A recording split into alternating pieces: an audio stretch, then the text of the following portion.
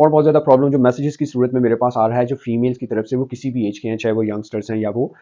Middle age हैं, problem आ रहा है ये जो ब्रा बल्जेस हैं इसके हवाले से कि यहाँ पे बहुत ज़्यादा फैट जो है वो इकट्ठा हो जाते हैं, या इस जगह पे बहुत ज़्यादा फैट, ये वाले सारे जो स्ट्रैप है उसके इर्द गिर्द ऊपर और नीचे बहुत ज़्यादा फैट जो है वो इकट्ठा, जब वो बैठते हैं या फिर जब वो चलते हैं, जब वो खड़े होते हैं, तो तब भी वो बहुत ज़्यादा उनके लिए प्रॉब्लमेटिक है, जिसकी वजह से वो काफ़ी ज़्यादा अशेम्ड रहते हैं। सो उसके लिए इसकी कंप्लीट वीडियो आपको YouTube channel yoga with THP पे मिल जाएगी। यहाँ पे 2-4 और इसमें आप इस तरीके से इस पोजीशन में रहते हुए अपने दोनों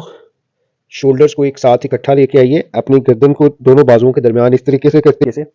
ये बिल्कुल स्ट्रेट रखना है। तो यहाँ पे आपको ज़्यादा से ज़्यादा प्रेशर आएगा, यहाँ पे आपको ज़्यादा अपनी दोनों रिब्स को साथ लगाइए, पाँव को बिल्कुल स्ट्रेट इसी तरीके से रखिएगा,